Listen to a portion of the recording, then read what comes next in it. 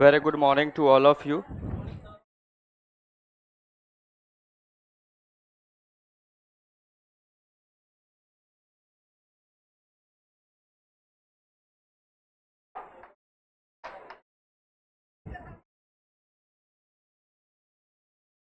शायद संडे को टेस्ट था क्या? थोड़ा एक बार पेपर दिखाइए ना, देखते हैं कैसा आया। टेस्ट दिए थे कि नहीं? कैसा गया था? एक बार पेपर दिखाइए कैसा था।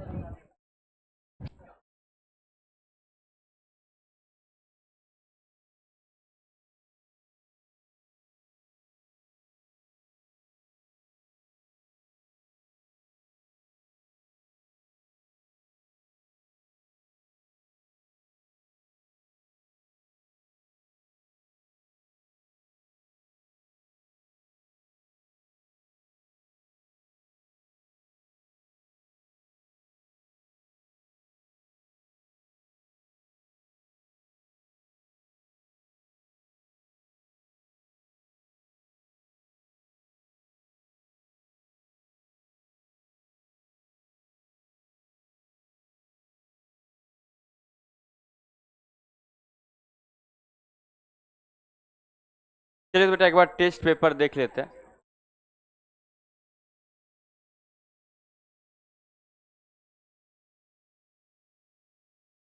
लगा लीजिए, एसी चल गया। बंद करिए, 5 मिनट में सब कूल हो जाएगा।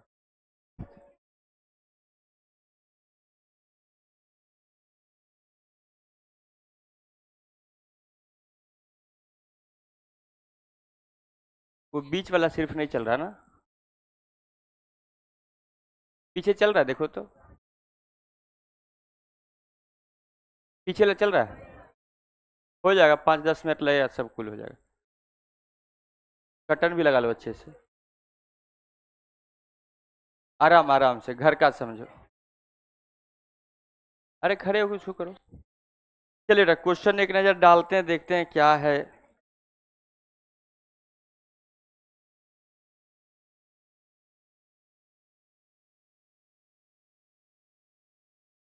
किसका टेस्ट पेपर है ये? पहला क्वेश्चन था, the magnitude of electric charge on any system is equal to integral multiple of electron. तो तुम फर्स्ट टिक किए हो, half of integral multiple of charge. किसका पेपर है? अरे किसी का तो होगा।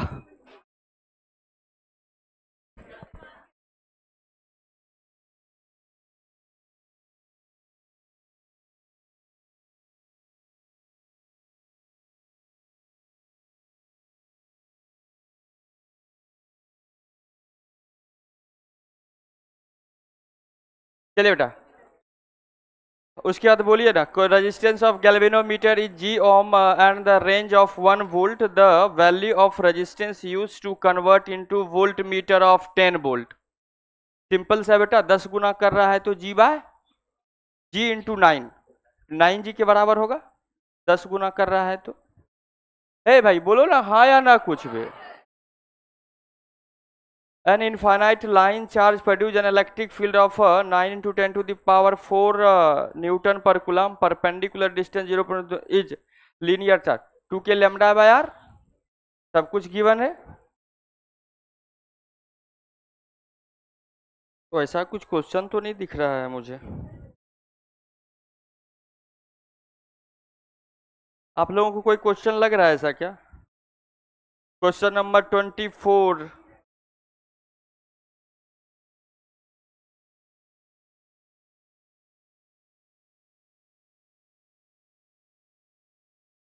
24 नंबर 24 का बोला बेटा, पोटेंशियल के बारे में बात किया है। तो इलेक्ट्रिक फील्ड कहां से कहां मूव करता है? Higher potential to lower potential.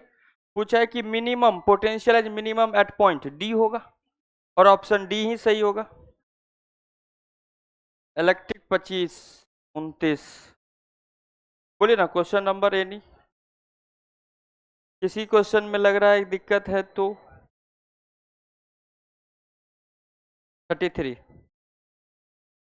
A charge q is placed in the front of a conducting sphere at a distance of 2r from the center of a sphere on the potential at point C at the center of a sphere due to induced charge is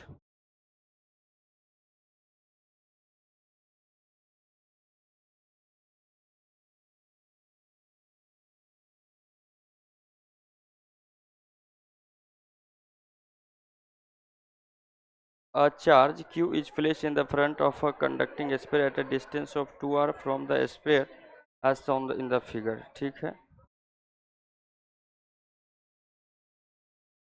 potential at point C at the center due to induced charge.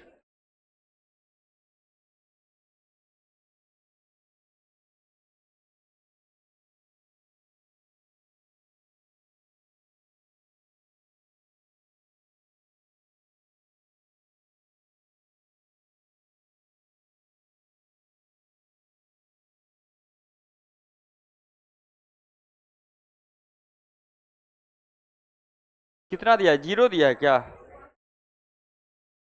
क्योंकि बेटा अगर उस पे इस side अगर plus Q अगर induced हुआ इस पे, इसके कारण इधर क्या प्लस क्यू, तो अंदर में क्या इंड्यूज होगा? Minus Q. तो सेंटर पे चार्ज तो दोनों के कारण होगा, क्यू प्लस क्यू के भी कारण और माइनस क्यू के कारण, तो रिजल्टेंट 0। चलिए, समझ में आ गया कि आप लोगों का जो है 180 में 180 आने वाला है, जिस हिसाब से आप पूछ नहीं रहे हैं। लीजिए,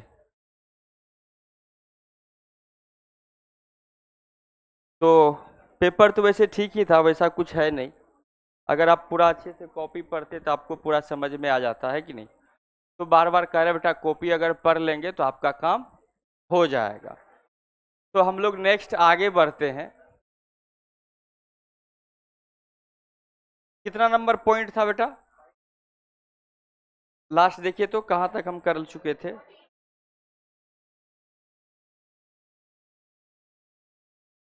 14 तक हो गया था। 15 number.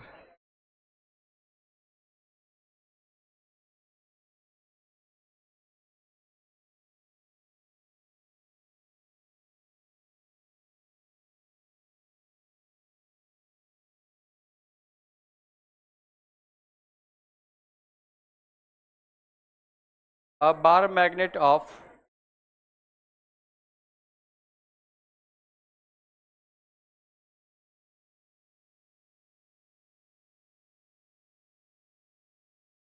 Magnetic moment capital M is bend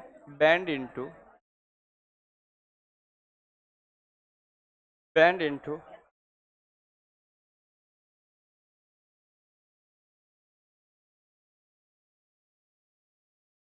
different shape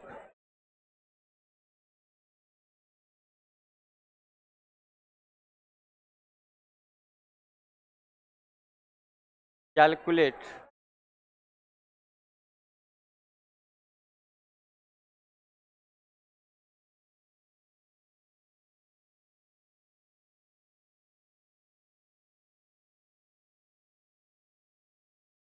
magnetic moment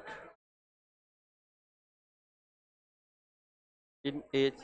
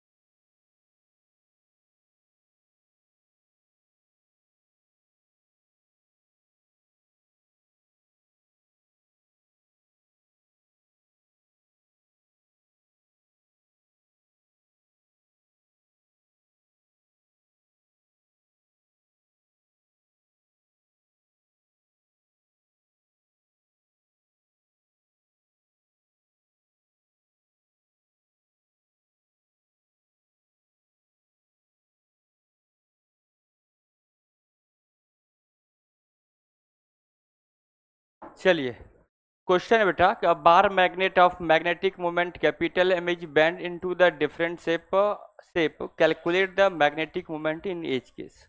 एक अपने पास एक बार मैग्नेट है जिसका कि पोल स्ट्रेंथ प्लस एम और माइनस एम है और मैग्नेटिक मोमेंट कैपिटल एम है। अगर इसको डिफरेंट शेप में अगर हम बेंड कर दें तो मैग्नेटिक मोमेंट अब क्या होगा, फाइंड आउट कीजिए।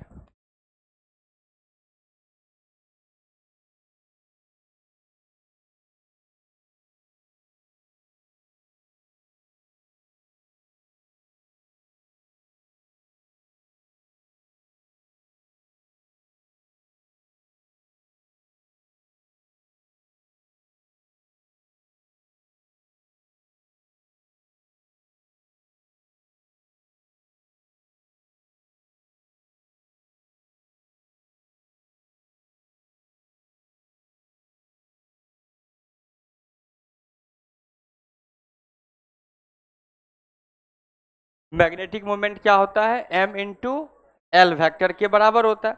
एल वेक्टर है तो इसका मतलब इफेक्टिव लेंथ हम लोग यूज करेंगे। तो आप देखिए कि जब इसको डिफरेंट शेप में बेंड किया गया तो इफेक्टिव लेंथ क्या है। और आपको पता है कि गिवन जो आपके पास है, एक क्वेश्चन सॉल्व कर दें क्या, एक सॉल्व कर देते हैं। तो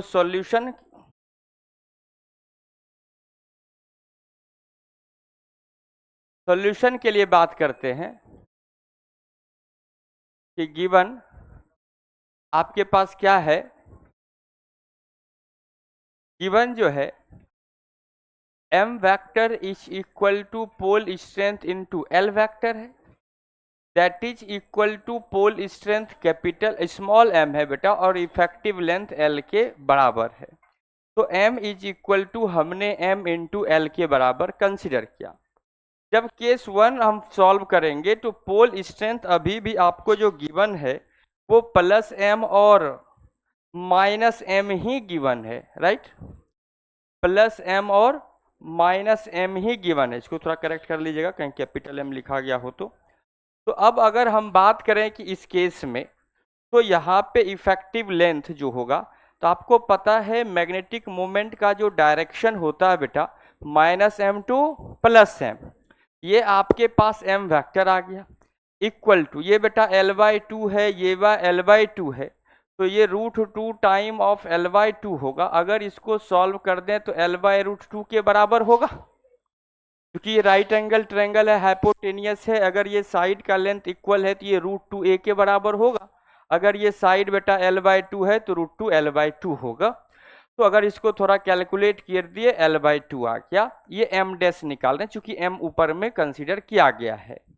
तो capital M dash equal to pole strength तो अभी भी m है, but effective length is l/√2 के बराबर है। क्वेश्चन में कह रहा है कि m इंटू एल जो है मैग्नेटिक मोमेंट m के बराबर है, तो ये m/√2 के बराबर हो जाएगा। बोलिए हाँ या ना, समझे कि नहीं बात को, क्या समझे कि नहीं समझे, नहीं समझे।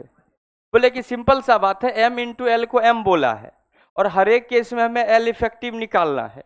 तो sir l effective minus m से प्लस m को जोड़ने वाला लेंथ होगा सर, तो ये l/2 तो ये कितना होगा बेटा √2 l/2। तो बेटा सॉल्व कर दिए तो l/√2 और आगे कैलकुलेट कर दिए। m/l चूंकि क्वेश्चन में दिया हुआ मैग्नेटिक मोमेंट m के बराबर है, तो m इंटू l/√2 किसके बराबर होगा, m/√2 के बराबर होगा। एज इट इज बेटा हम सेकेंड क्वेश्चन भी आपके लिए सॉल्व कर देते हैं, तो आखिर बाकी आप कर लेंगे। अगर बात करें बेटा effective length plus minus m से प्लस m के तरफ होगा, और ये पता है आपको जो ये जो लेंथ होगा ये बेटा 2r के बराबर होगा। दिक्कत ये है कि सर रेडियस कैसे निकालें, क्योंकि पता है इसी लेंथ को हमने कन्वर्ट किया है सेमी सर्कुलर लूप में। तो आपको पता है कि रेडियस सेमी सर्कुलर है तो pi r is equal to L के बराबर, तो बेटा r इज इक्वल टू l/पाई होगा। सर रेडियस निकल चुका है, magnetic moment m is equal to pole strength into L vector, m into L vector के जगह पे सॉरी 2r होगा बेटा, 2r एक बार लिख देते हैं। तो that is equal to m into 2 time of r क्या आया बेटा l बाय पाई। और आपको पता है क्वेश्चन में क्या गिवन है, गिवन है m into L is equal to क्या है, कैपिटल M के बराबर है, तो लिख सकते हैं m इंटू 2 बाय पाई के बराबर इसका आंसर होगा। क्लियर बात समझे कि नहीं समझे? क्या बात समझे कि नहीं? एज इट इज, अब 2 हम सॉल्व कर दिए, 3 आपके लिए, इसको सॉल्व कीजिए।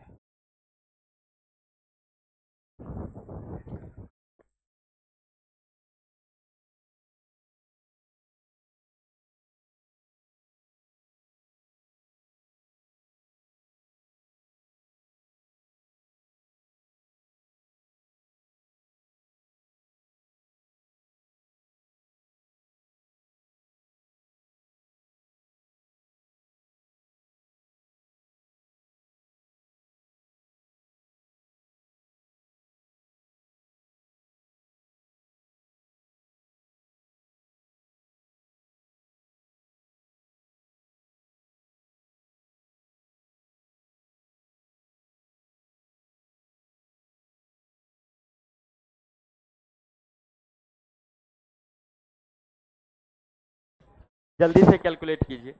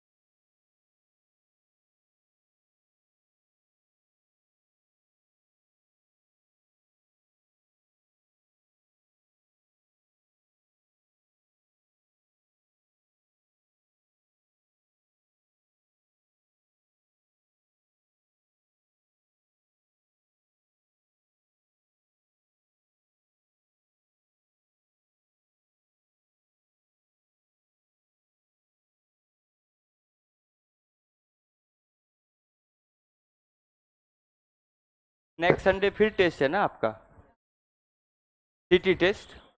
तो ऐसा करते हैं ना कि इस चैप्टर का 50 क्वेश्चन दे दें क्या? अरे इस चैप्टर का टेस्ट जो होने वाला है 50 क्वेश्चन दे देंगे, तो एक बार कॉपी अच्छे से पढ़ लीजिएगा, फिर बना लीजिएगा। अरे देखिए, जो लोग ना बोलते हैं ना, उससे हमको कोई फर्क नहीं पड़ता है। अरे एक भी कह रहा है कि हाँ सर, तो ठीक है, क्योंकि सबका सिलेक्शन थोड़ी होना है। अरे जो कह रहा है हाँ सर, हो सकता है उसी का सिलेक्शन हो जाए। हाँ, काहे नहीं होगा भाई, होता है। अरे टीचर का सिलेक्शन थोड़ी होता है, स्टूडेंट का ही होता है। तुम्हारा ही होना है, ऐसा थोड़ी है कि नहीं नहीं नहीं हम पढ़ा रहे हैं मेरा सिलेक्शन हो जाएगा। तुम्हारा ही होना है।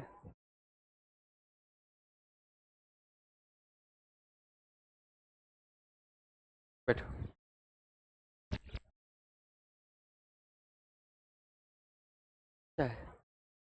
एल है क्या? सेकंड क्वेश्चन सॉल्व हुआ क्या? थर्ड, सेकंड तो कर दिए थे, थर्ड और फोर्थ का आंसर बताइए ना। सेकंड का आंसर कितना होगा?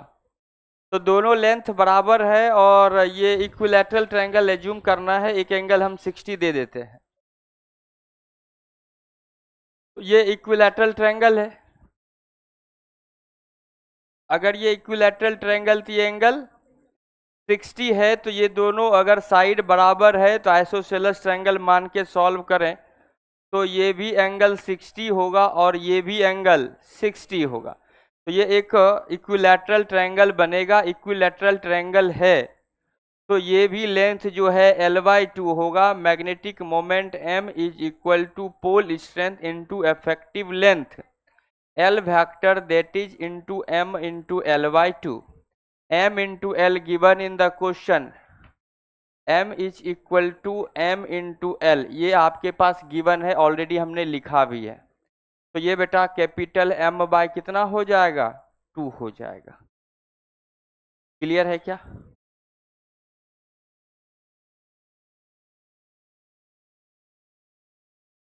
यहाँ पे देखिए तो क्या होता, हाँ बेटा ये एक स्क्वायर फॉर्म करेगा, ये साइड ये साइड ये साइड और ये साइड बराबर है, -m2 +1 डायरेक्शन होगा। मैग्नेटिक मोमेंट एम डैश लिख देते हैं बेटा, is equal to m into L by 3 होगा, जो कि m/3 के बराबर होगा। And last one, fifth number question, +1 और -1, ये बेटा इसको काफ़ी क्लोज टू ईच अदर हम बस दिखाने के लिए अलग अलग थोड़ा सा बनाए हैं, ये दोनों आपस में मिला हुआ है, तो m is equal to pole strength into L vector होगा, m इंटू 0 होगा, दैट इज इक्वल टू 0। तो इसका मैग्नेटिक मोमेंट कितना होगा, 0 होगा। लिख लीजिए सब क्वेश्चन।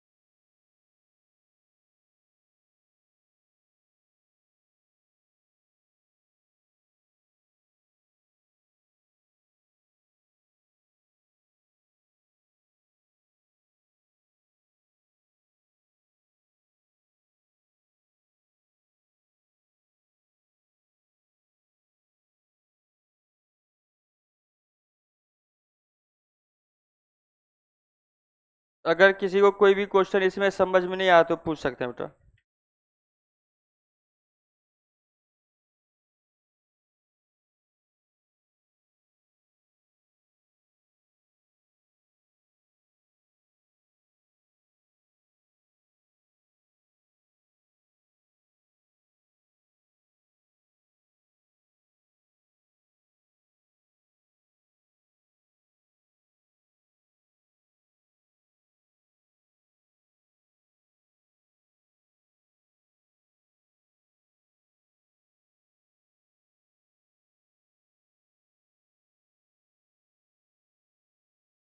बढ़े आगे, बोलिए ना।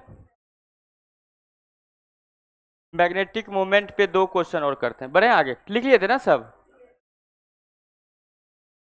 लिख लिए थे ना?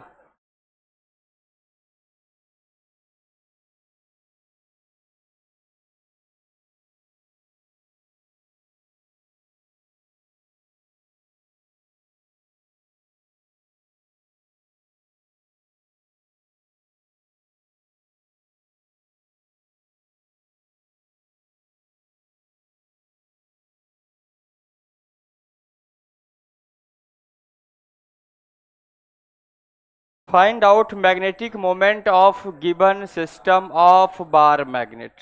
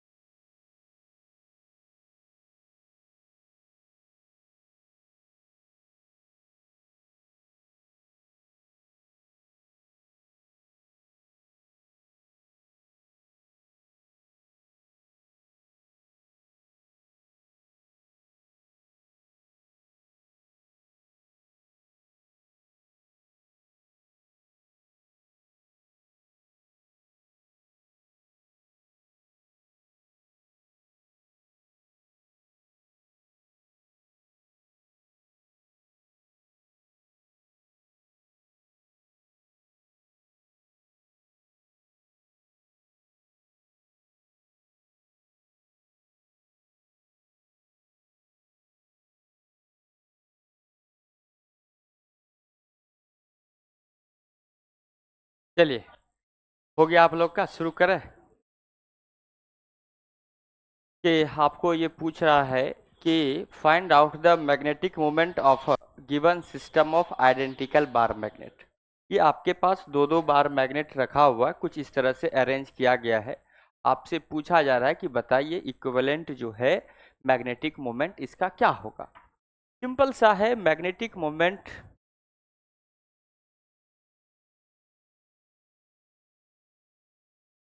गर्मी इतना है, क्या करोगे।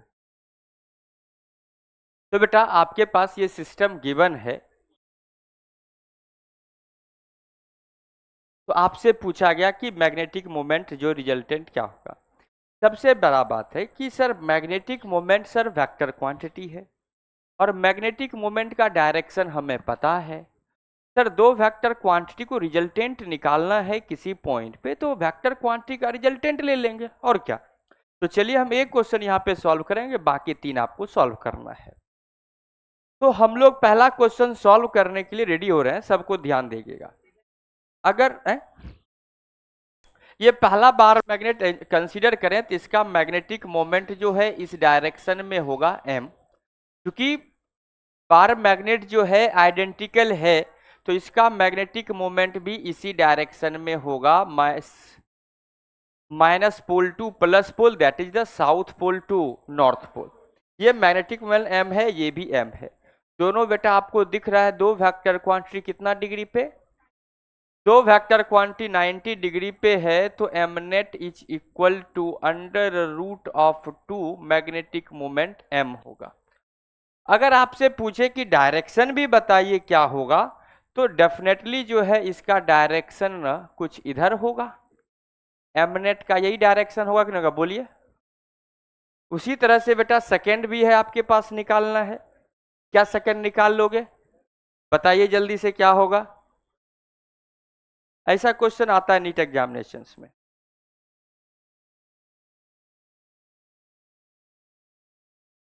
कैसे होगा, बोले कि सर इसमें भी तो बड़ा आसान दिख रहा है कि नॉर्थ से साउथ इसका मैग्नेटिक मोमेंट इस डायरेक्शन में हुआ m वेक्टर, इसके लिए नॉर्थ टू साउथ इस डायरेक्शन में हुआ m वेक्टर। अगेन सर दोनों 90 डिग्री पे है तो इक्विवेलेंट इस डायरेक्शन में होगा जो कि m नेट कहलाएगा।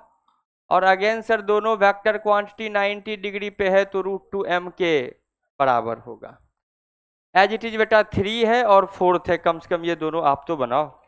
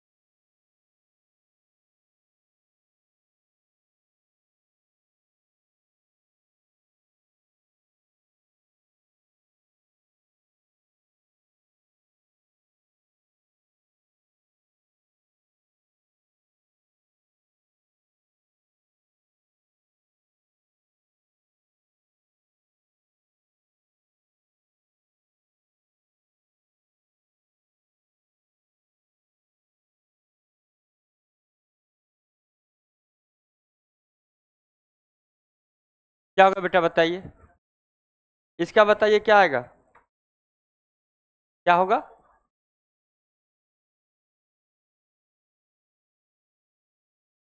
इसका कितना आएगा, थर्ड नंबर है, कितना आएगा, एंगल नहीं दिया है। अरे यार बोलना चाहिए ना उस समय से।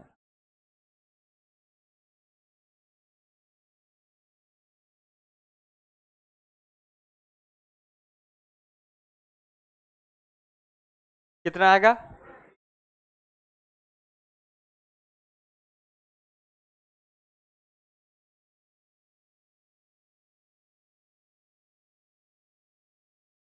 कुछ समझ रहे हैं कि नहीं? तो बेटा ये इसका डायरेक्शन निकाल लो, किधर आएगा? नॉर्थ टू साउथ, इधर एम आ गया। साउथ टू नॉर्थ, इधर एम आ गया। तो इसका मतलब है कि इस दोनों वेक्टर क्वांटिटी कुछ ऐसा है, एक इस डायरेक्शन में है, दूसरा इस डायरेक्शन में है, और ये एंगल आपको 60 दिया है।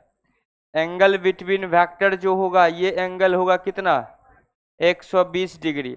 If a two vector of same magnitude are 120 degree, then their resultant will be same or equal to the magnitude of any one vector, that is equal to m. तो net magnetic moment vector equal to कितना आएगा? m के बराबर आएगा। Not m√3, it's m। समझे बात हो कि नहीं? अब तो होना ही है, ऐसा क्वेश्चन आता है। तो बेटा नॉर्थ, साउथ से नॉर्थ इस डायरेक्शन में m हो गया, साउथ टू नॉर्थ m हो गया। एंगल इस बार जो गिवन है वही एंगल है। तो दो वेक्टर क्वांटिटी का अगर मैग्नीट्यूड सेम हो, अगर 60 डिग्री पे हो, तो resultant √3 time of magnitude of any one vector के बराबर होता है। समझ रहे हैं? बोले ना हाँ या ना। आ जा रहा है आंसर? ये कुछ पॉसिबिलिटीज है, इसका इस तरह से आता है। ठीक है क्या?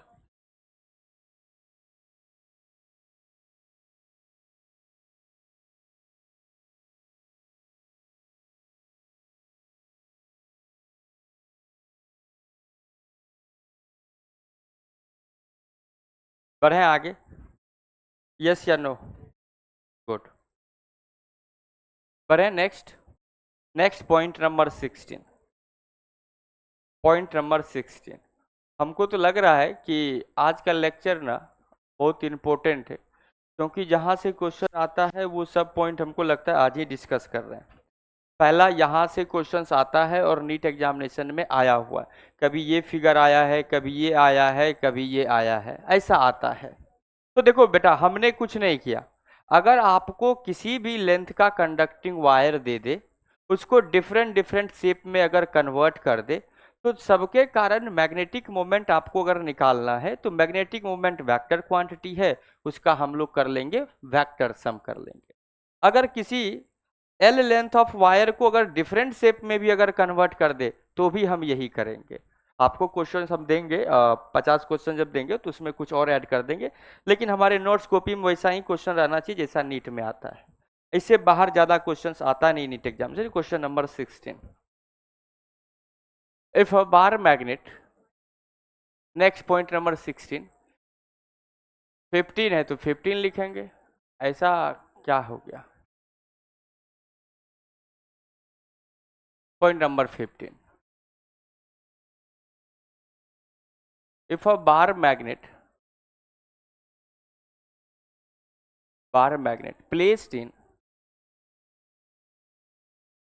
प्लेस्ड। अच्छा, आपके सिलेबस से ना जियो मैग्नेटिज्म जो है, अर्थ मैग्नेटिज्म हटा दिया गया है। मतलब कल ही चैप्टर समाप्त हो जाएगा, और थोड़ा बहुत उसका जानकारी हम कल कल तो क्लास नहीं है आपका? नहीं, कोई बात नहीं, परसों वेडनेसडे, थर्सडे को 1 घंटा और आधा घंटा जो एक्स्ट्रा कुछ कुछ पॉइंट है जो एनसीईआरटी सिलेबस से हटा दिया गया, उसको थोड़ा बहुत एक्स्ट्रा करके बता देंगे, क्योंकि पीवाईक्यू के क्वेश्चंस में आपको देखने के लिए वो मिल सकता है। तो आपको ध्यान रहे कि ये सब चीज़ सिलेबस में नहीं है। उसके बाद हम लोग जो है नेक्स्ट चैप्टर शुरू कर लेंगे। बाकी 2 दिन थर्सडे और फ्राइडे क्वेश्चन बना लीजिएगा, 50 क्वेश्चन देंगे, और सैटरडे को आप सॉल्व कर लीजिएगा। If a bar magnet is placed in uniform magnetic field, uniform magnetic field, then due to equal and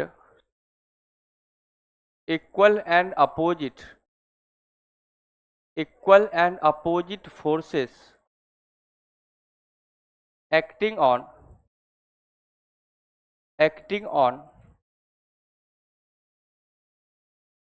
poles of bar magnet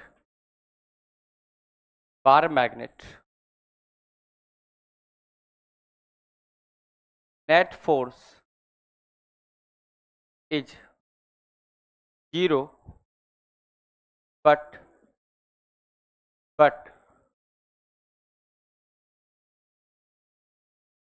torque acting on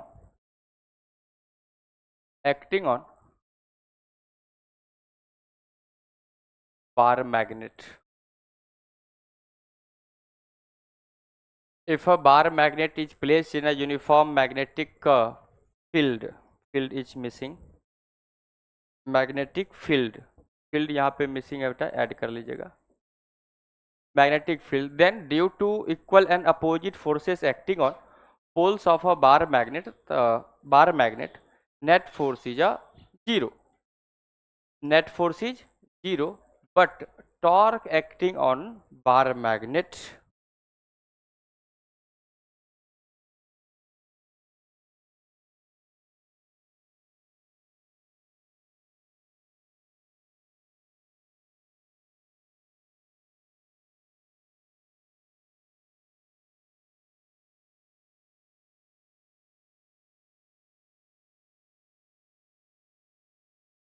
क्या कहा गया कि अगर हम uniform magnetic field is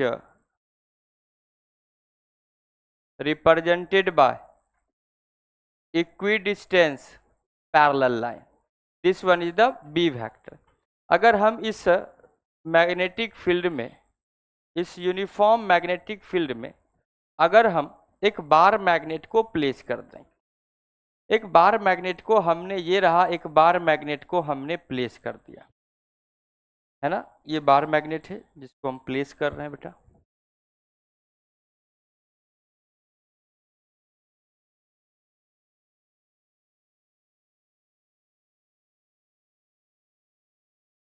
bar magnet है, इसका ये north pole है और इसका ये साउथ पोल है. बार मैग्नेट को प्लेस कर दिया. अब आपको पता है कि बार मैग्नेट को अगर आपने यूनिफॉर्म मैग्नेटिक फील्ड में प्लेस किया तो इस बार मैग्नेट के ऊपर फोर्स लगेगा. कैसे? North pole consider as a positive pole and south pole is consider as a negative pole. ये वैसा ही है, बार मैग्नेट को समझ लीजिए आप एक डायपोल की तरह, इलेक्ट्रिक डायपोल की तरह कंसीडर करें, सारा रिजल्ट देखिएगा एक जैसा निकलेगा. अगर हम इस बार मैग्नेट को अगर हम एक इलेक्ट्रिक डायपोल की तरह कंसीडर करें तो इस नॉर्थ पोल और साउथ पोल को हम रिप्लेस कर सकते हैं पॉजिटिव और नेगेटिव चार्ज से, और इलेक्ट्रिक मैग्नेटिक फील्ड को रिप्लेस कर देंगे मैग्नेटिक फील्ड को रिप्लेस कर देंगे इलेक्ट्रिक फील्ड से. अगर सोचिए बेटा कि ये इलेक्ट्रिक फील्ड होता और अगर इसमें एक पॉजिटिव चार्ज और एक नेगेटिव चार्ज प्लेस होता तो इसके ऊपर फोर्स किधर लगता? प्लस चार्ज के ऊपर इधर ही फोर्स लगता Q इंटू ई, एंड इसके ऊपर इधर फोर्स लगता Q इंटू ई के बराबर. इसके ऊपर भी अगर बात करें तो सेम ही फोर्स लगता, आप जानते हैं इसके ऊपर फोर्स इस डायरेक्शन में लगेगा pole strength into magnetic field B, हमने पढ़ा है पोल स्ट्रेंथ का डिफिनेशन में. As it is negative pole पे लगता अपोजिट डायरेक्शन में, ये होता स्मॉल m इंटू बी के बराबर. देखो तो एज इट इज है क्या. हम जब भी इसको भी जब इक्विलिब्रियम पोजीशन से डिस्प्लेस करते थे तो इसके ऊपर भी टॉर्क लगता था और ये ऑसिलेट करता था, लेकिन उतना देर दूर तक अपने सिलेबस में वहां था नहीं तो इसलिए जिक्र नहीं किए थे. अब जैसे ही इसको अगर डिस्प्लेस करेंगे तो डेफिनेटली ये इस डायरेक्शन में रहता, हालांकि जहां पे नेट फोर्स होता 0. एज इट इज बेटा अगर इसके ऊपर बात करें तो नेट फोर्स क्या है? 0 है, क्योंकि एक ही बॉडी पे इक्वल एंड अपोजिट फोर्स लग रहा है, इसीलिए बेटा F net is equal to 0 है. क्योंकि अगर ये फोर्स अगर ये प्लस x में है तो ये माइनस x डायरेक्शन में है, इक्वल मैग्नीट्यूड का है, opposite force give the resultant 0। But अगर ये बार मैग्नेट है तो एक बार मैग्नेट का ये अगर बात करें बेटा ज्योमेट्रिकल एक्सिस है, सेंटर है, तो डेफिनेटली सर इस सेंटर के अबाउट सर ये दोनों फोर्स जो है ये किसी डिस्टेंस पे लग रहा है, इक्वल एंड अपोजिट फोर्सेस है, तो ये फोर्स एक कपल फोर्स कहलाएगा। Due to couple force torque acting on a body, जैसे कि अगर बेटा एक रॉड हो, इस रॉड पे अगर इस डायरेक्शन में एक फोर्स F लगा दें और एक फोर्स इस डायरेक्शन में लगा दें, डेफिनेटली इस केस में F नेट तो 0 है, लेकिन ज्योमेट्री सेंटर ऑफ ज्योमेट्री या ज्योमेट्रिकल एक्सिस के अबाउट ये ज्योमेट्रिकल एक्सिस के अबाउट इस बोर्ड इस रॉड पे ये दोनों force as a couple force act कर रहा है, और ये फोर्स इस रॉड में टॉर्क जनरेट करेगा, हाँ कि ना। जैसा कि ये रॉड है, इधर एक फोर्स लगा और एक फोर्स इधर लगा, डेफिनेटली ये लीनियर मोशन नहीं करेगा, लेकिन सर ये ज्योमेट्रिकल एक्सिस के अबाउट ये सर रोटेट करना शुरू कर देगा। तो इसलिए हमने लिखा बेटा कि नेट फोर्स तो 0 है, लेकिन इस रॉड पे कि सर इस रॉड क्या है अपना, एक बार मैग्नेट है, इस बार मैग्नेट पे sir two equal and opposite forces act कर रहा है। इस डायरेक्शन में स्मॉल एम बी, इस डायरेक्शन में सर स्मॉल एम बी लग रहा है। इसका मतलब है कि यह जो बार मैग्नेट है अपने ज्योमेट्रिकल एक्सिस के अबाउट जो है इस पे टॉर्क लगेगा। टॉर्क क्या होगा बेटा, अगर हम बात करें कि टॉर्क ऑन अ मैग्नेट जो होता है बेटा, इसका अगर हम मैग्नेटिक डायपोल मोमेंट निकालें तो साउथ से नॉर्थ डायरेक्शन में प्लस एम होगा, and torque on a bar magnet is equal to tau equal to होता है बेटा M B sine of theta के बराबर होता है, या आप कह सकते हैं tau equal to M vector cross of B vector होता है कि नहीं होता है, बोलिए। तो आपके पास जो है इसके ऊपर टॉर्क जो लगेगा एम बी साइन थीटा या M vector cross B vector के बराबर होगा। किस डायरेक्शन में, अगर देखिए बेटा ये एम वेक्टर है, ये बी वेक्टर है, एम क्रॉस बी करो तो बेटा ये डायरेक्शन कहाँ जा रहा है, into the plane. Into the plane का मतलब होगा बेटा इनटू द प्लेन का मतलब नेगेटिव हुआ, नेगेटिव का मतलब क्या हुआ, क्लॉकवाइज। और वैसे भी देखिए ये फोर्स, इसको अगर ये रॉड है इधर फोर्स लगा दें, एक फोर्स इधर से लगा दें, तो ये रॉड कुछ इस तरह से रोटेट करेगा कि नहीं करेगा। इसका मतलब टॉर्क जो लगेगा इस बॉडी का रोटेशन किस डायरेक्शन में होगा, क्लॉकवाइज डायरेक्शन में होगा। इनटू द प्लेन का मतलब क्या हुआ बेटा, clockwise. Outward to the plane का मतलब होता है anti clockwise. Anti clockwise torque is consider as a positive, clockwise torque consider as a negative. तो इसका मतलब इसके ऊपर टॉर्क लगेगा, टॉर्क कितना लगेगा, M vector cross of B vector. Clear है। अगर हम इसको फोर्स से समझाना चाहें उससे भी समझा सकते हैं, लेकिन आपको फॉर्मूला तो यही ध्यान रखना पड़ेगा। कैसे, टॉर्क इक्वल टू होगा सर, टॉर्क इक्वल टू होता है R vector cross of F vector. आप लिख सकते हैं R F sine of theta. अब एफ का बात करें तो यहां पे जो एफ है, एफ क्या होगा बेटा, एम बी के बराबर हो गया। आर क्या है, परपेंडिकुलर डिस्टेंस बिटवीन देम, कितना बेटा, आर ये है, और ये 4 से परपेंडिकुलर डिस्टेंस लें, ये एंगल अगर थीटा बना रहे तो इधर angle R minus of 90 minus theta, या ऐसा कर दें ये आर है तो इसका एक component along the magnetic field आएगा, परपेंडिकुलर टू मैग्नेटिक फील्ड आएगा। तो अगर ये एंगल थीटा है तो ये एम बी है, ये क्या है, ये एम बी है, ये आपके पास आर है, ये एंगल थीटा है, तो इसका दो कंपोनेंट, ये आर साइन ऑफ थीटा आएगा और ये आर कॉस ऑफ थीटा होगा। टॉर्क कौन जनरेट करता है, फोर्स इनटू परपेंडिकुलर डिस्टेंस या पर डिस्टेंस इनटू परपेंडिकुलर फोर्स। तो परपेंडिकुलर डिस्टेंस कितना आएगा, आर साइन थीटा। अगर इसके ऊपर फोर्स जो लग रहा है एम बी है, ये जो आर है लेंथ है, ये बेटा कितना है दोनों के फोर्स के बीच का परपेंडिकुलर डिस्टेंस, एल के बराबर है into sine of theta. M into L को क्या बोल सकते हैं बेटा, कैपिटल एम पोल स्ट्रेंथ, ये हो गया B into sine of theta. अब एम बी साइन थीटा है, टॉर्क का डायरेक्शन मैच कराने के लिए M vector cross of B vector, इसलिए हमने डायरेक्ट ही लिख दिया कि tau equal to M B sine theta. तो टॉ इक्वल टू क्या आएगा बेटा, m vector cross of b vector. ये रिजल्ट हम लोग पहले भी फाइंड आउट किए हुए हैं, कोई दिक्कत वाली बात नहीं होना चाहिए। तो क्या यहां तक बात क्लियर है क्या, कि अगर सर किसी बार मैग्नेट को किसी मैग्नेटिक फील्ड में प्लेस करें तो इसके ऊपर टॉर्क लगता है कितना, एम बी साइन थीटा। अगर आप इसको मैग्नेटिक फील्ड के डायरेक्शन में रख देंगे तो साइन थीटा जो है, ये थीटा क्या है बेटा, थीटा जो है एंगल बिटवीन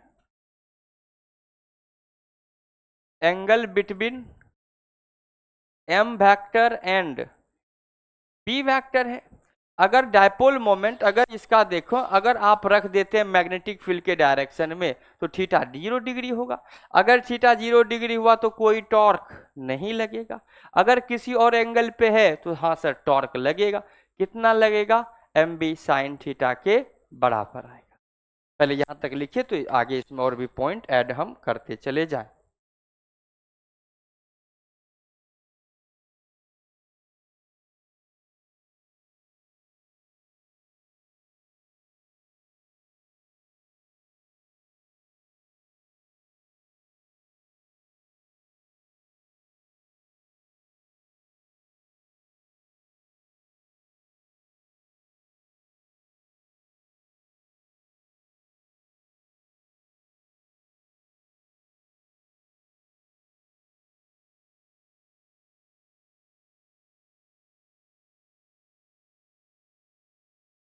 क्या आप बढ़े आगे। अच्छा, कितना लोग टेस्ट नहीं दिए थे, नहीं दे पाया, क्यों, स्कूल रजिस्ट्रेशन, अच्छा 12th का होने लगा क्या। एक लोग नहीं करा, अब बाकी, अरे सीबीएसई वाला तो कर, मतलब वो तो हो ही गया होगा पहले ही।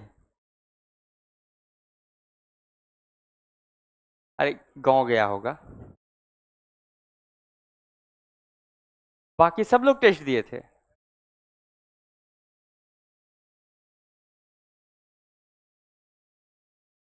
मतलब हमसे क्वेश्चन पूछने में ही गलती हो गया, उससे कितना लोग टेस्ट दिए थे।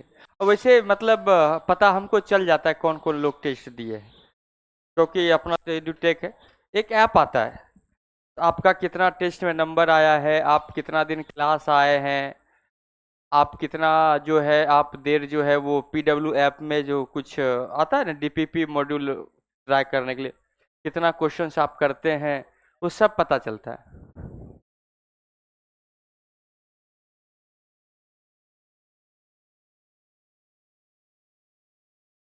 टेस्ट देना चाहिए, ये आपके सिलेक्शन को स्मूथ बनाने के लिए, आसान बनाने के लिए है।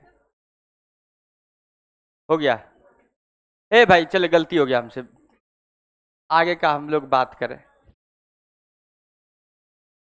मतलब वैसा तुम लोग अब इंटरेस्ट नहीं ले रहे हो पढ़ने में, जैसा मतलब एक दो मतलब महीना पहले इंटरेस्ट ले रहे थे।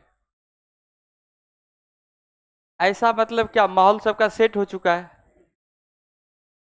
कि मतलब जो कर रहे थे सर एकदम मगन हो गए हैं लाइफ में, एकदम एक रूटीन सेट हो गया है, समय पास कैसे करें, है कि नहीं। जैसे हम लोग का रूटीन सेट हो जाता है कि सुबह 9 बजे आना है तो सुबह 6 बजे जग जाना है, अपना जो भी तैयार व्यार हुए, खाना पीना बनाए, झाड़ू पोछा किए, चले आए। फिर शाम में जाना है, छुट्टी होगा तो पता है कि छुट्टी भले 6:30 बजे हो जाए, घर पहुंचना है 8 बजे, है कि नहीं। घर पहुंचे, फिर अपना खाना पीना बनाए, खाए पिए, सो गए, फिर सुबह उठे, वही रूटीन फिक्स है।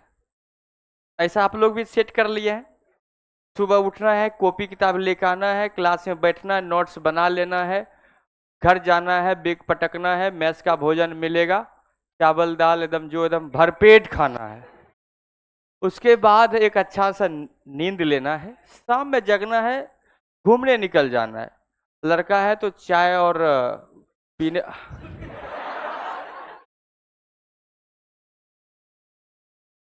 नशा हिंसा भी विचार से दूर रहना चाहिए। देखो, निकल गया अपना शाम में दोस्त के साथ घूरा फिरा, घूम के आया, उसके बाद किसी एक रूम में सब जमा हो गया, उसके बाद 3-4 घंटा माहौल सेट किया, खाना पीना खाया, उसके बाद नींद आया, अच्छी बात, नहीं तो 1 घंटा 2 घंटा कम से कम मिनिमम मोबाइल चलाया, 2 बजा सो गया, सुबह जो है 9 बजे से क्लास लग गया, तब सब चैन का नींद सोता है, आराम से 8 बजे जगेगा, 1 घंटा में बैग उठा के चल गया। तब तक मैस में नाश्ता भी बन गया, फटाक से 2 रोटी खाया, निकल लिया। और नहीं तो नहीं भी खाया, अगर पैसा वाला है तो बोला बाहर ही खा लेंगे, मैस का हम खाते नहीं है। कोचिंग आया, फिर से वही रूटीन, आया बैग रख दिया, दोस्त अलग अलग जगह से अब आया, माहौल अपना बन गया है, बैठे हैं, गपशप चल रहा है, ब्रेक हुआ, इधर उधर ताक झांक किए, उसके बाद फिर बस पूरा एकदम रूटीन सेट कर लिया अपना, जिसमें कि कहीं कोई अपना जो है मतलब एम का कहीं कोई जिक्र नहीं, किस लिए आए थे, कॉपी किताब खोलना है कि नहीं खोलना है। होमवर्क दे दिए तो जब पूछे होमवर्क दिए थे, बोले अरे यार, जल्दी से माइंड तो बहुत तेज होता है, तुरंत वो एडजस्ट करेगा, क्या करे आ जाए। सर लाइट नहीं था सर, इसे एकदम भूल गए थे सर, या तो बनाए थे सर 4-5 को, जो कभी जो रेगुलर होमवर्क बनाता है, जिसको कम है झूठ बोलने का आदत, तो बोले हाँ सर बनाए थे, कॉपी छूट गया, या सर बना है थोड़ा कम में बना सर, यानी तो कह देना सर बना नहीं सर, है कि नहीं है। या अगर बहुत ज्यादा दिक्कत हो कह देना सर पता है समझ में नहीं आता है सर, बोले ऐसा बात बोल दो मास्टर खुद बेइज्जत हो जाए, बोले आप पढ़ा रहे हमको समझ में नहीं आ रहा है। हमको तो ये लगता है दुनिया का सब कुछ बात समझ में आता है, सिर्फ ये पढ़ाई ऐसा चीज है जो कैसे नहीं समझ में आता है कि नहीं। आपको किस तरह से यहाँ तक कोचिंग आना है वो रास्ता पता है, कैसे आप क्लास 10th किए तो समझ बूझ के किए होंगे, समझ बूझ के एडमिशन लिए, सब कुछ समझदारी है, लेकिन पता नहीं सब्जेक्ट क्यों नहीं समझ में आता है, बस यही मेरे समझ से परे है ना। बेटा अगर आपका कोई ऐसा रूटीन सेट हो गया हो तो उसको ब्रेक कीजिए, कंफर्टेबल जोन से कभी भी लोगों का सिलेक्शन नहीं हुआ है, आपको हमेशा अपने कंफर्टेबल जोन से बाहर निकलना होगा, है कि नहीं है। कंफर्टेबल जोन से निकलेंगे तब सिलेक्शन होगा, मोबाइल बार बार देखने से सिलेक्शन नहीं होगा, तो उसको दूर रखिए अपने से जितना दूर हो पाए, और ना कोई भी मेहनत ना बेकार नहीं जाएगा। अगर आपको लगता है ना कि इस बार मेरा 400 ही नंबर आ रहा है सर, पता है 400 नंबर आ रहा है, मेरा सिलेक्शन नहीं होगा, तो छोड़ ही देते, अगले साल पढ़ेंगे। अरे अगले साल आपको डबल एफर्ट करना पड़ेगा, अभी इतना आपके पास समय है ना सफिशियंट, कि अगर आप चाहोगे ना, अगर आप चाहोगे तो 400 नंबर को खूब आराम से 650 तक लेके जा सकते हो, आराम से 650 नंबर तक आपको कॉलेज मिल जाएगा। इस बार इतना कुछ हुआ फिर भी 650 नंबर पे कॉलेज मिल रहा है और मिल जाएगा। और अगर 650 अगर 400 आप ले आ रहे हैं तो समझ लीजिए कि आप सिलेक्शन अपने कारण से नहीं हो पा रहा है आपका। और आपका अगर 350 भी नंबर है ना, सोचिए 50% आपको आता है, 50% और करना है कि नहीं है। आपको स्कोर कहाँ बढ़ाना है, ज्यादा से ज्यादा स्कोर आपको बॉटनी जूलॉजी में बढ़ेगा, केमिस्ट्री में बढ़ेगा, और सबसे कम फिजिक्स में बढ़ेगा। अगर फिजिक्स में आपको 50 आ रहा है तो आप 50 तक और जा सकते हैं, अगर आपको 70 तक आ रहा है तो आपको और 50 नंबर बढ़ेगा, जिनको 100 नंबर तक आ रहा है उनके लिए 40 नंबर तक और बढ़ेगा, क्योंकि आगे स्कोर करना थोड़ा मुश्किल होता है। 100 आपको आ रहा है ना, 140 तक खूब आराम से आप कर लेंगे, अगर आपको 50 आ रहा है तो 50 और इंक्रीज कर पाएंगे, ज्यादा नहीं कर पाएंगे। 40 नंबर आ रहे हैं तो इसका मतलब आप 10 ही क्वेश्चन बना पा रहे हैं, पूरे पेपर में 50% मोर देन 60% क्वेश्चन इजी होता है। आप सिर्फ इजी क्वेश्चन का प्रैक्टिस कीजिए, आपका 110 नंबर तक आ जाएगा। जिनको 100 नंबर आ रहा है उसको इजी आ रहा है, अब उसको मॉडरेट क्वेश्चन का प्रैक्टिस करना है, इजी आप कर लेंगे। मॉडरेट क्वेश्चन का प्रैक्टिस करना है तो आप किसी रेफरेंस बुक से कीजिए या किसी मॉड्यूल से कीजिए, अपना पीडब्ल्यू मॉड्यूल है, इनफाइनाइट प्रैक्टिस है, जहां से भी करना है आप कर सकते हैं। अगर आपको 150 के आसपास आ रहा है तो आपको कुछ नहीं करना है, सिर्फ चीजों को प्रैक्टिस करना है, फ्रीक्वेंसी आपको बढ़ा देना है नंबर ऑफ क्वेश्चंस का, कुछ भी नया मत कीजिए, जैसा आप कर रहे हो वैसा ही कीजिए, बस क्वेश्चन का प्रैक्टिस बढ़ा दीजिए। बस यही तरीका है सिलेक्शन लेने का। और अगर आप ठान ले नहीं हमको सिलेक्शन लेना है तो भाई इस साल ले लेना है, तो आपका काम बहुत आसान हो जाएगा। और अगर इस साल तक अगर नीट में अगर जो बच्चा 300 350 भी फर्स्ट अटेम्प्ट में क्वालिफाई करता है, हम लोग सब जज करते हैं इस बच्चे का सिलेक्शन फर्स्ट रिपीटर में हो जाएगा, पहला बार रिपीट करेंगे सिलेक्शन हो जाएगा, अगर आपके पास कोई डेविएशन ना हो तो। ऐसा नहीं कि सर स्टार्टिंग का 2 महीना तो बहुत अच्छा से पढ़े, अब सर मतलब अपने मौसम पूरा सेट हो चुका है, अब आराम से जो है रूटीन चल रहा है।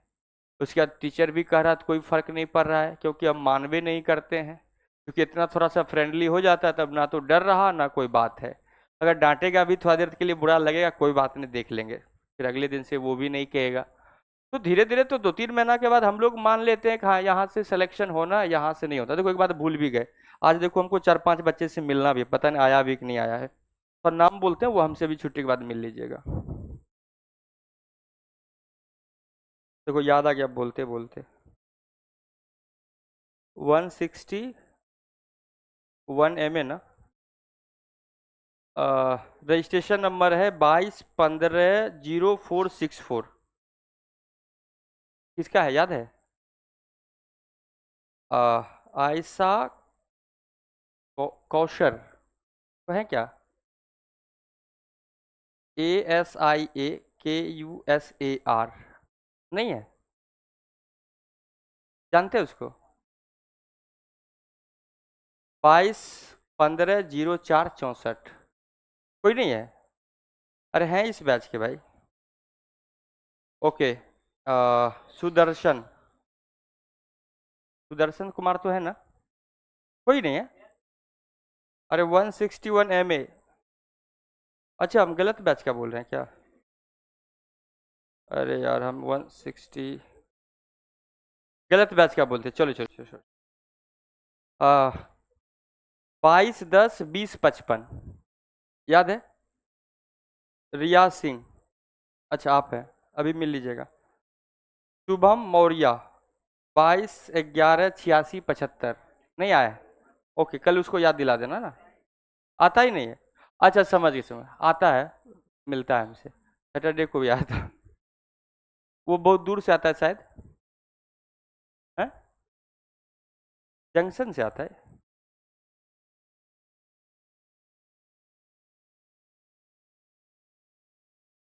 समझ में आ गया हमको कौन है।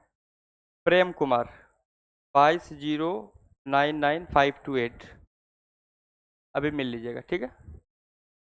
और चंद्रा माला 22107656 आए हैं?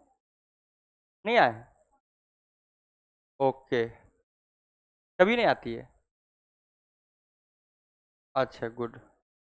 उसके बाद सूरज अभी मिल लीजिएगा ठीक है। तो मतलब 3 लोग आ रहे हैं, 2 लोग अभी नहीं आ रहे हैं, है ना? ठीक। वैसे टेस्ट देने तो आते ही हैं। चलिए आगे बढ़े। तो बेटा अब यहाँ से हम लोग बात कर लिए कि सर टॉर्क लग रहा है, अगर हम इसको, अगर ये टॉर्क सर इसके ऊपर इस डायरेक्शन में लग रहा है क्लॉकवाइज, अगर हम इसके अबाउट एंटी क्लॉकवाइज डायरेक्शन में अगर फोर्स अप्लाई करें, कहाँ करें बेटा?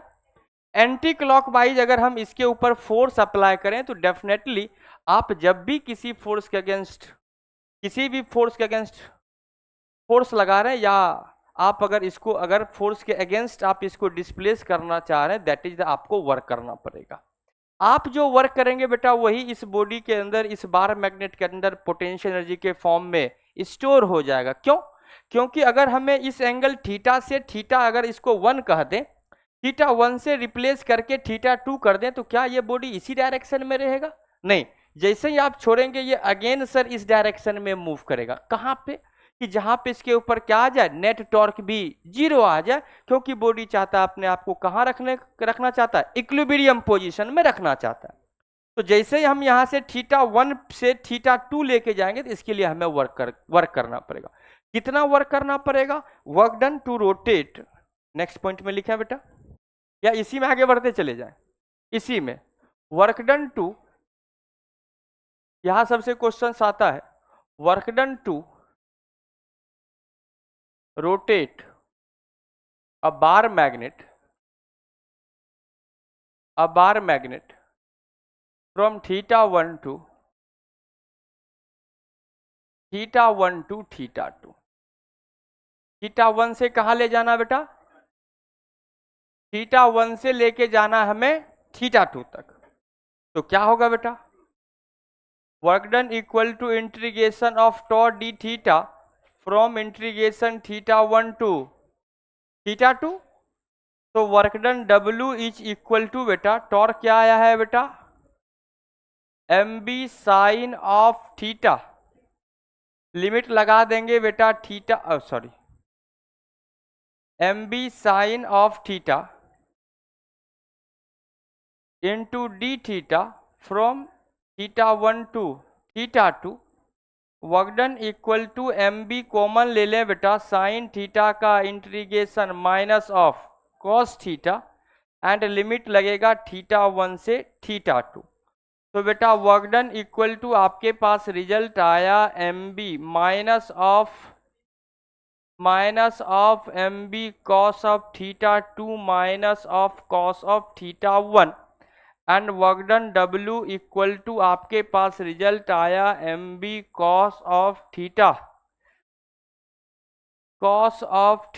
1 minus of cos of theta 2। ये रिजल्ट एक बार पहले भी हमने लाया था, सेम रिजल्ट आया कि अगर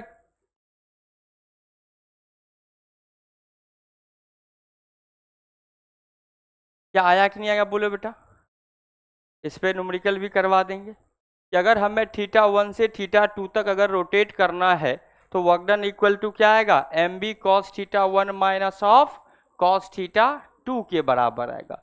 ये पहले भी हमने फाइंड आउट किया था, हाँ कि ना, नहीं किए थे।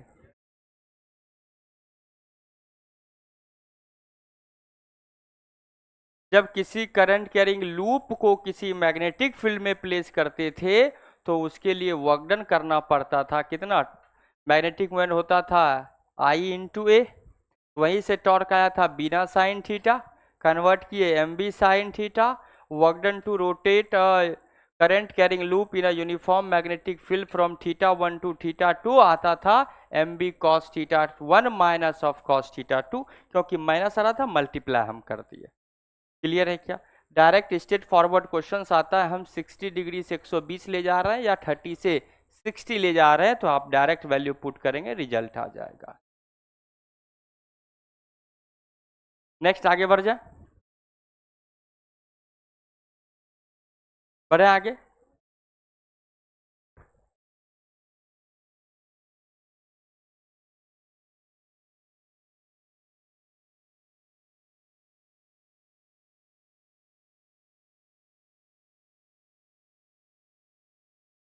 इसी में आगे बात कर लेते हैं बेटा पोटेंशियल एनर्जी का।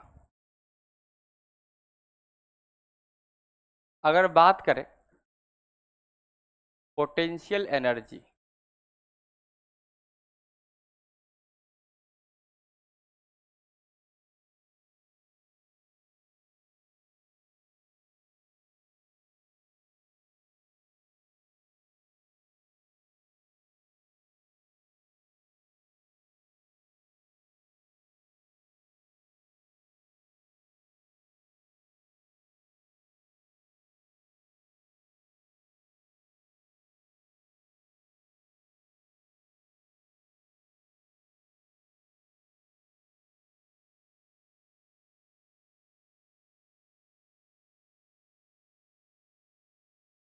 अगर हम किसी बार मैग्नेट को बेटा यूनिफॉर्म मैग्नेटिक फील्ड में अगर प्लेस कोई बार मैग्नेट है, अगर हम इसको थीटा एंगल से डिस्प्लेस कर दें, इस बार मैग्नेट को अगर हम थीटा एंगल से डिस्प्लेस कर देते हैं, ये नॉर्थ पोल है, ये साउथ पोल है,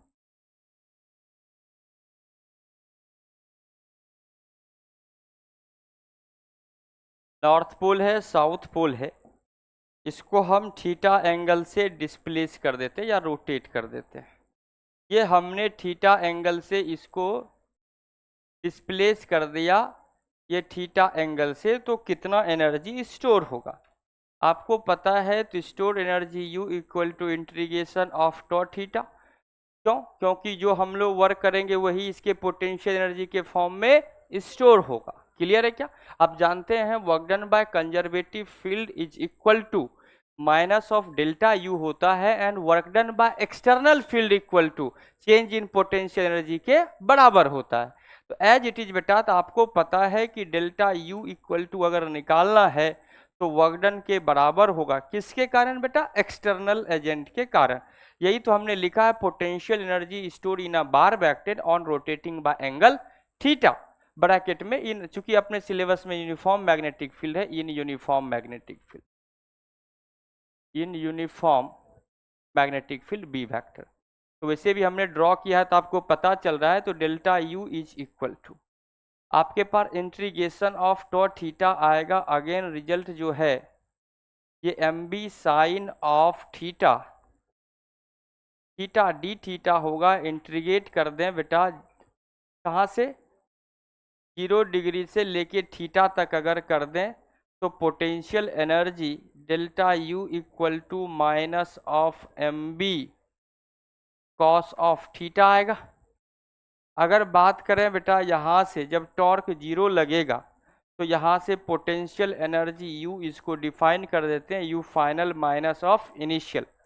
अगर बेटा 0 डिग्री को इनिशियल फ्रेम माने और वो पोटेंशियल एनर्जी 0 कंसीडर कर ले, तो फाइनल एनर्जी जो आएगा वो पोटेंशियल एनर्जी यू के बराबर आएगा, और इनिशियल फ्रेम पे क्या मान लेते हैं हम लोग बेटा, 0।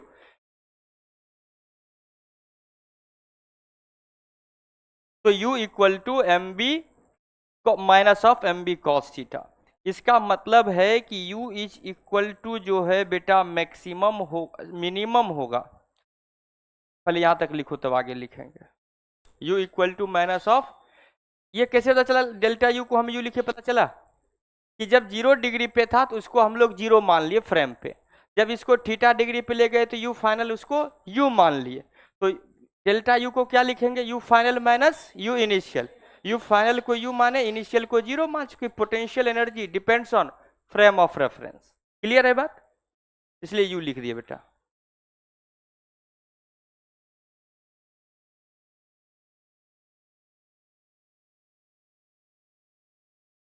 यहाँ पे 0 मान लिया है,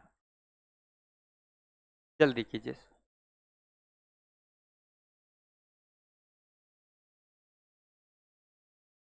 ये सब तो हम लिख रहे हैं, पूरा ऐसे डिराइव कर रहे हैं, आपको डायरेक्ट फार्मूला यूज करना पड़ेगा। कल क्वेश्चन, कल तो अब नहीं कर पाएंगे, परसों क्वेश्चंस करेंगे तो आपको पता चल जाएगा।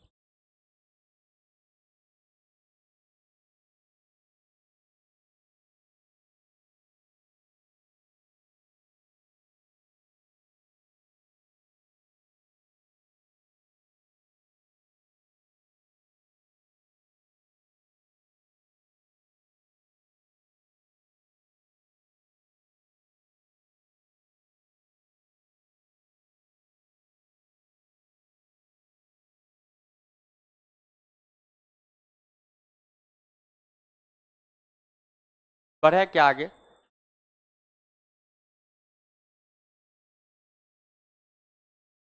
हो गया, बढ़े आगे।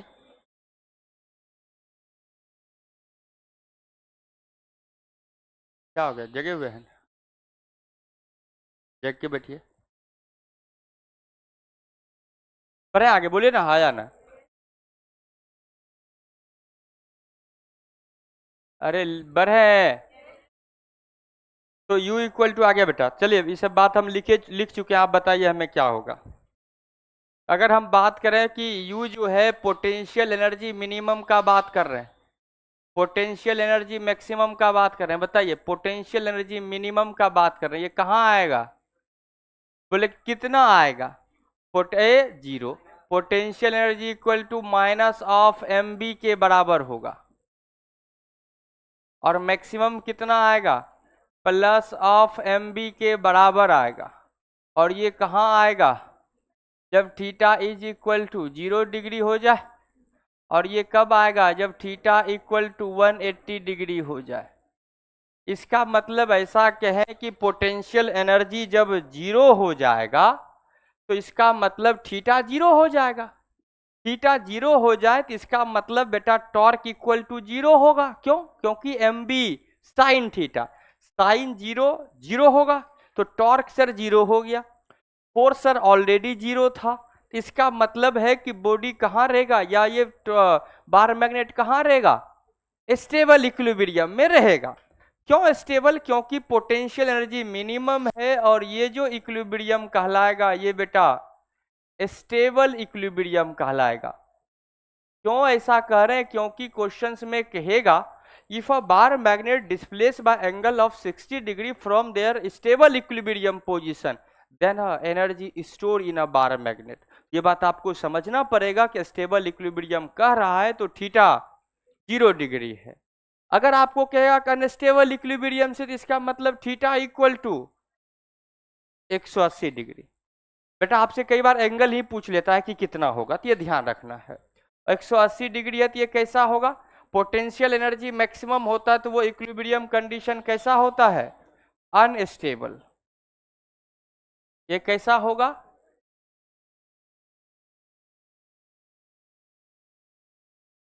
अनस्टेबल इक्विलिब्रियम होगा। और आपको पता है जब भी किसी बॉडी को स्टेबल इक्विलिब्रियम से अगर डिस्प्लेस किया जाता है तो वो बॉडी ऑसिलेट करता है।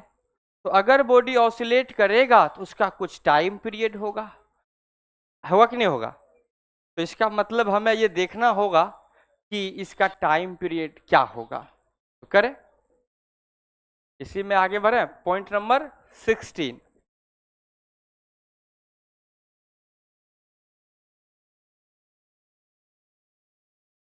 लिखे बेटा। When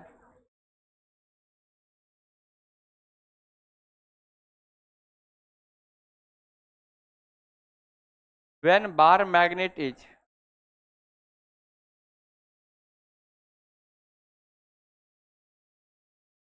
displaced from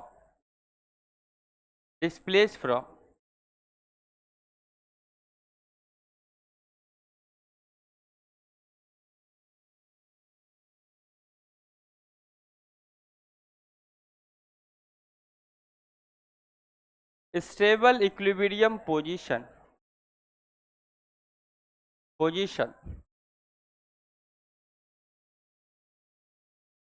when a bar magnet is displaced from a stable equilibrium position, they start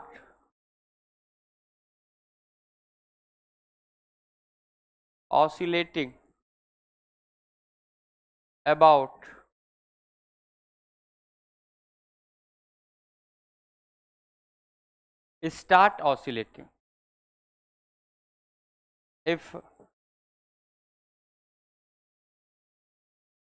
if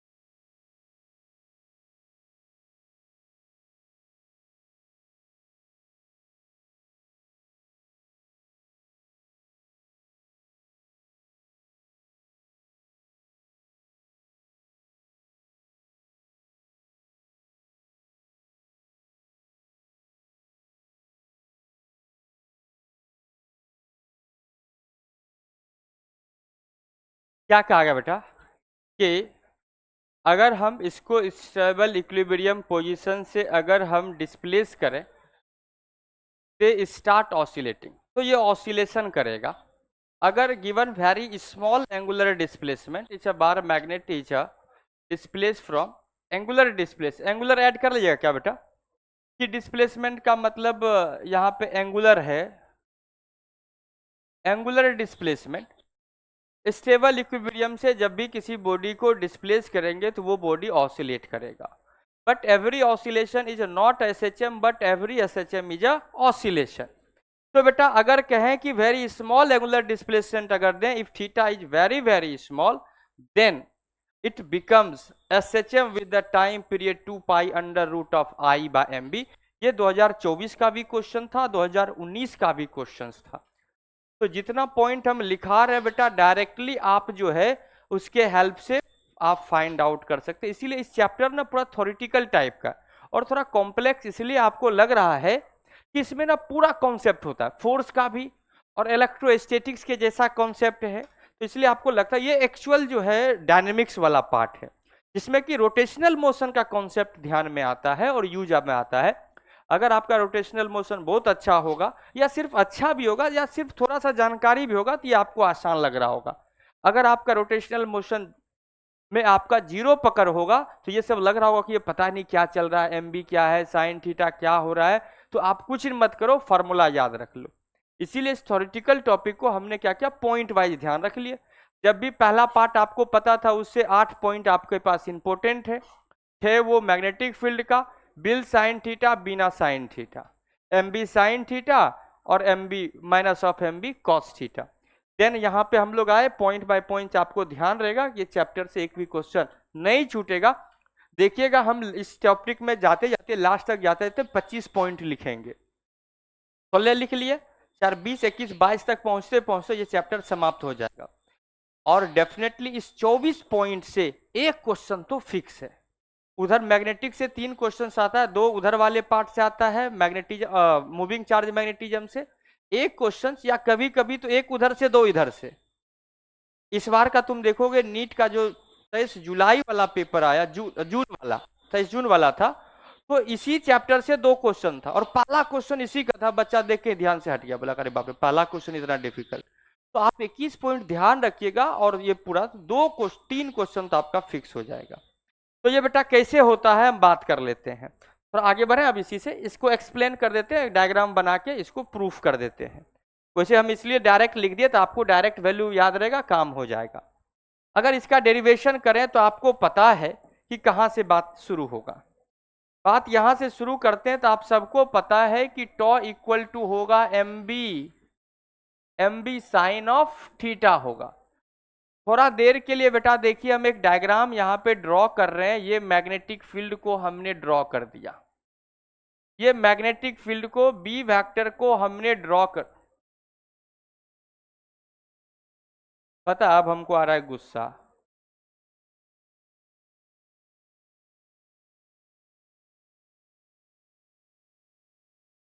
हम तो बोले सावन में नहीं गुस्साएंगे, ऊपर से सोमवारी का दिन है।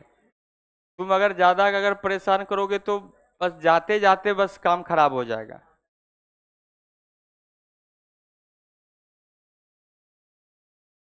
लड़का तो ऐसे बदमाशी करता है, कोई नहीं करता, सिर्फ तुम लोग का गलती होता है।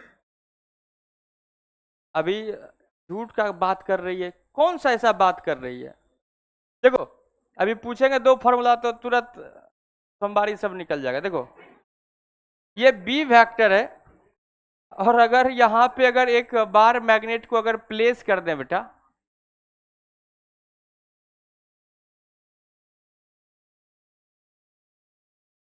इसलिए मेरे साथ कुछ अच्छा नहीं हो पाता है। जब भी कुछ अच्छा करने का कोशिश करते हैं,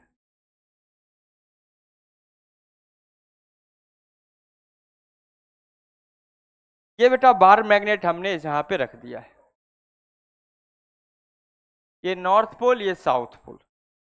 हमने इस तरह से क्यों रखा नॉर्थ पोल और साउथ पोल, ताकि आपको पता चले कि सर इस बार मैग्नेट का जो मैग्नेटिक मोमेंट है एम वेक्टर इधर है और मैग्नेटिक फील्ड भी बी वेक्टर इधर ही है बेटा। तो दोनों के बीच में थीटा इक्वल टू 0 डिग्री है। अगर 0 डिग्री है तो ये स्टेबल इक्विलिब्रियम में है।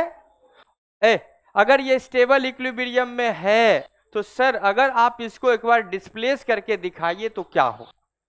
हम इसको बेटा लेफ्ट साइड डिस्प्लेस कर दिए। अब जैसे ये किसी एंगल थीटा बनाने लगा तो इसके ऊपर टॉर्क लगने लगा। कितना टॉर्क लगने लगा? M B sine theta. किधर लगेगा? तो टॉर्क होता M vector cross B vector. ये आपके पास बेटा एम वेक्टर है, एम वेक्टर है, ये आपके पास बी वेक्टर है। एम क्रॉस बी करेंगे तो इनटू द प्लेन, मतलब minus of M B sine theta. Minus का मतलब है क्लॉकवाइज, तो ये जो बार मैग्नेट है कि इसके ऊपर जो अगर आपने इस तरह से इसको डिस्प्लेस किया था नॉर्थ और साउथ पोल को, तो इसके ऊपर टॉर्क इस डायरेक्शन में लगेगा, क्लॉकवाइज टॉर्क लगना शुरू हो जाएगा। जब आप इसको किसी एंगल थीटा से, जब आप इसको किसी एंगल थीटा से अगर आप डिस्प्लेस करते हैं तो ऐसा इसके ऊपर टॉर्क लगेगा, हाँ कि ना। तो देखिए ना, हम बेटा इसको लेफ्ट साइड ले गए थे, अगेन ये राइट साइड मूव करने लगा। हम इसको एंटी क्लॉकवाइज ले गए थे, ये फिर से क्लॉकवाइज हो गया।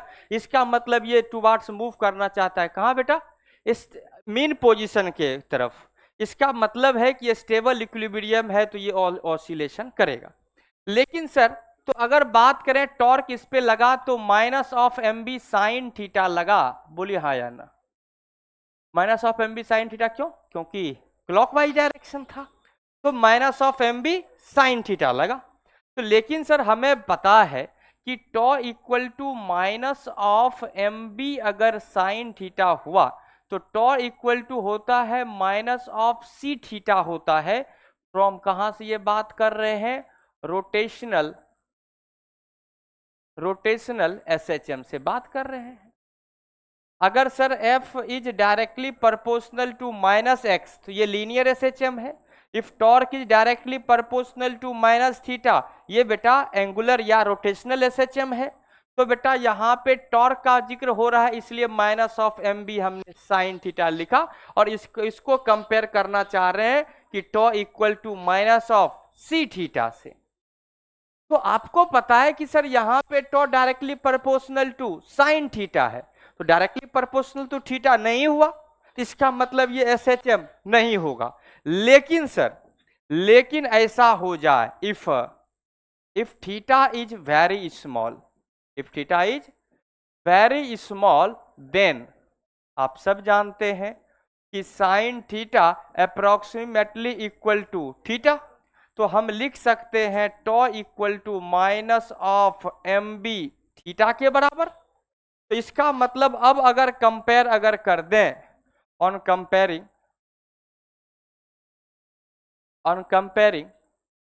टॉ equal to minus of C theta, तो आपके पास c इज इक्वल टू आपके पास आ जाएगा बेटा एम बी के बराबर होगा कि नहीं होगा, बोलिए आएगा कि नहीं आएगा। तो बेटा time period equal to T equal to होता है 2 pi under root of I by C rotational में, और अगर वहां क्या आता था T equal to 2 pi under root of M by K, तो इसको अगर करते थे एफ, बाप रे बाप कुछ ध्यान नहीं है, के X F equal to minus of C theta, तो टाइम पीरियड लीनियर में आता था T pi 2 pi under root of M by K, वहां पे मास आता था और के आता था, और यहाँ पे बेटा मोमेंट ऑफ इनर्सिया आएगा, अरे हाँ कि ना, मोमेंट ऑफ इनर्सिया आएगा, और सी के जगह पे क्या आ जाएगा, के जगह पे सी आएगा। अगर हम देखें मुंह तो आप लोगों का कुछ ध्यान में आ रहा है कि नहीं सब बात। तो बेटा यहां से t इक्वल टू क्या आ जाएगा, 2 pi under root of I by C की जगह पे क्या लिख दें, एम बी, तो time period t equal to आ जाएगा बेटा under root of I by M B के बराबर होगा। यही रिजल्ट का हम लोग बात कर रहे थे। आई क्या है, आई है बेटा मोमेंट ऑफ इनर्शिया, क्योंकि ये बार मैग्नेट है तो इसका मोमेंट ऑफ इनर्शिया कितना होगा, M L square by 12, rod का सेल्फ एक्सिस के about M L square by 12, और इंड पॉइंट के अबाउट, ग्रेट सही है। तो बेटा एम क्या है, मोमेंट ऑफ, अच्छा मैग्नेटिक मोमेंट, एम क्या है बेटा, magnetic moment right, and B क्या है बेटा, मैग्नेटिक फील्ड। इस पे कल हम लोग क्वेश्चंस कर लेंगे, कल करवा देंगे। क्या इधर भी लिख दें क्या, आई क्या है, मोमेंट ऑफ इनर्शिया कितना, M L square by 12, M क्या है, मैग्नेटिक मोमेंट, बी क्या है,